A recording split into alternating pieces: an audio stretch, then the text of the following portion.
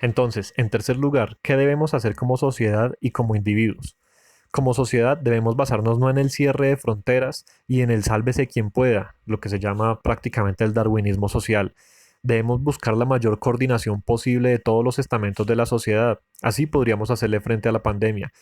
En este momento parece que la pelea la dieran solamente los médicos y los científicos que están tratando de investigar la cura o por lo menos entender el virus de alguna manera. Es allí donde está llamada la escuela, la iglesia, la milicia, los campesinos, las universidades, las fábricas, etcétera. Todos los agentes sociales que existimos debemos ponernos en plan de coordinar acciones conjuntas para combatir el COVID-19. No esperar a que el Estado mencione algo porque parece que no va a llegar nunca. ¿Cómo es posible que en nuestra sociedad, por ejemplo, no existan tapabocas para todos nosotros? Uno de los puntos que mencionaba el filósofo coreano Byung-Chul Han es que en los países asiáticos existe una cultura del uso del tapabocas bastante fuerte y una confianza en su estado. Entonces, los tapabocas que ellos tienen son de uso permanente, los usa todo el mundo, los usan los gobernantes, se lo cambian frecuentemente, tienen además la posibilidad de saber por medio de su aplicación en un celular dónde hay tapabocas para que no exista desabastecimiento, etcétera. Hay una coordinación social bastante fuerte. Nosotros, en cambio, no. Nosotros, en cambio, no tenemos ese privilegio.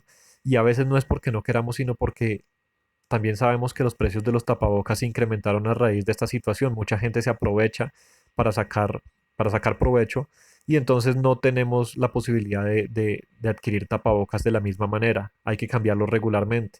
Y una de estas familias que tienen que salir a trabajar para poder conseguir lo de su alimento del día, ¿cómo va a elegir entre desayunar o comprarse tres tapabocas para el día? Es bastante complicado exigirle eso a una persona. Eso quiere decir que el riesgo de contagio cada vez es muchísimo mayor en nuestras sociedades. Nuevamente, es un estado débil que no privilegia la vida de sus ciudadanos, sino el libre mercado y la acumulación de capital. Felicitaciones a todos aquellos que defienden el capitalismo. Entonces, tenemos como primer elemento a buscar como sociedad la coordinación. Coordinación de diferentes estamentos sociales.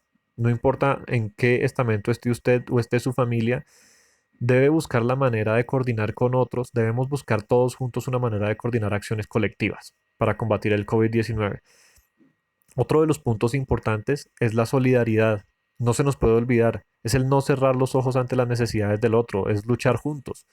No ha habido ninguna guerra en la historia en la que el ejército vencedor sea de individuos descoordinados, egoístas, eh, apáticos los unos a los otros.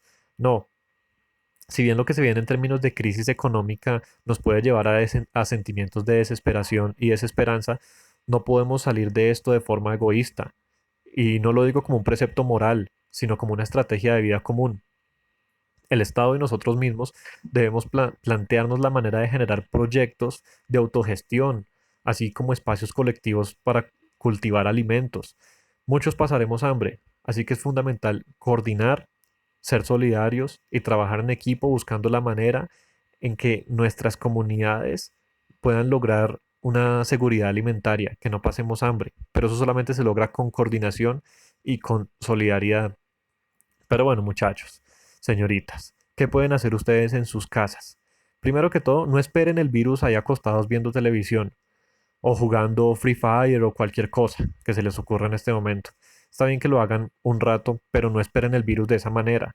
Tenemos que prepararnos. ¿Cómo? Hay diversas maneras para prepararnos. Por ejemplo, es un virus y los médicos siempre nos han recomendado a lo largo de toda la historia que una manera de ser fuerte para combatir los virus es controlando nuestra alimentación y haciendo ejercicio. Entonces, un primer punto, la alimentación. Tratemos de tomar más agua y menos bebidas por ahí azucaradas o no sé, de la tienda. Tratemos de tomar más agua. Yo sé que en nuestros países no existen las posibilidades para muchos de acceder a agua potable. Eso es muy triste, pero en la medida de lo posible, más agua. Nutrámonos mejor, frutas, verduras, una alimentación balanceada. Por lo menos en este momento de la historia es necesario estar fuertes para combatir este virus. Entonces, también algunos pensadores en el libro plantean la posibilidad de recurrir a nuestra sabiduría ancestral, a la naturaleza, a todo ello que nos han enseñado a despreciar, a decir que solamente lo de las farmacéuticas es útil. Pues, ¿qué más nos queda? Probemos con diferentes eh, recetas, las recetas de la abuela y demás, para ver cómo podemos combatir el virus de una mejor manera. Otra opción, evidentemente, es realizar ejercicio. No tengo ni idea acerca de la injerencia que pueda tener el ejercicio con respecto al COVID-19, pero pues como digo, es una medida que los médicos siempre han recomendado. Es el aliméntese bien y haga ejercicio. Yo sé que estando encerrados es bastante difícil, pero es importante que ahí acudamos a nuestra creatividad para poder solucionar esta situación. La creatividad que todavía les haya dejado el colegio. El colegio a veces nos quita a nosotros la creatividad, pero sé que todavía hay bastante creatividad en nosotros y podemos intentar maneras diferentes de ejercitarnos en nuestras casas. Ojalá en vez de hacerse esos retos que se mandan por redes sociales acerca de, no sé, tirar una botella y que caiga de pie, se empiecen a retar en esa medida, a ver quién hace el mejor ejercicio, la mejor receta, quién colabora de la mejor forma con su comunidad, este tipo de cosas, ¿sí? Es importante que utilicen las aplicaciones no para tonterías, sino para de verdad unirnos y coordinar mejores medidas. Eh, un reto que pueda ser tal vez fabricar tapabocas, gel antibacterial. Si bien hay unas normas, pues también tenemos que protegernos porque es que el Estado no nos está garantizando ese tipo de elementos. Entonces es importante que esos retos, ojalá los hagan ustedes de la forma más creativa posible e intentemos que de verdad eso del discurso de que salgamos juntos de esta sea real y no sea solo un discurso. No nos podemos quedar esperando el virus sin prepararnos para la batalla. Eso de alguna manera es lo que muchas veces estamos haciendo cuando nos quedamos viendo televisión y hasta ahí dejando pasar los días esperando que cuando termine el aislamiento el virus se va a ir automáticamente. Recordemos que eso no es así.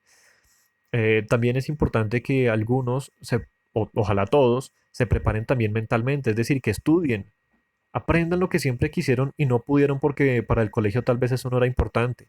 Aprendan sobre política, sobre capitalismo, sobre formas alternativas de organización política y económica. A ustedes es a los que les corresponderá definir el rumbo de la sociedad en un par de años.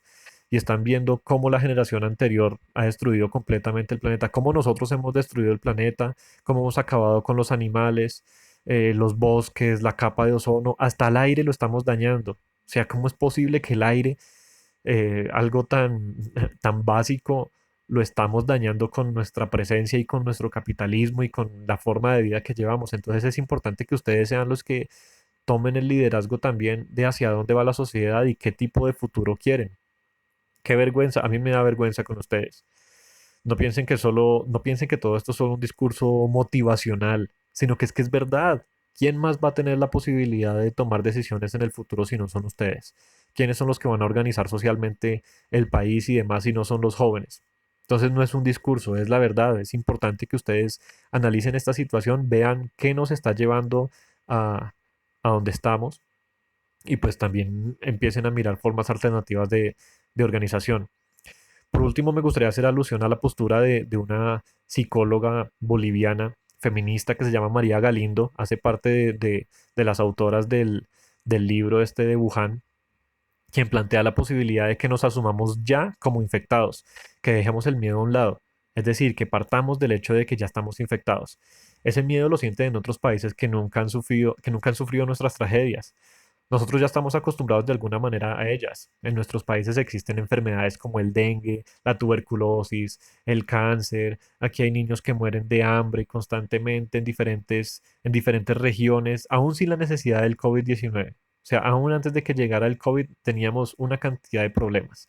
Entonces mueren los niños en diferentes regiones, hay muertes por un celular, hay muertes por hablar de política, muertes por salir a exigir nuestros derechos, muertes por borrachos al volante, muertes por ser líderes o lideresas sociales, muertes por hacer oposición política.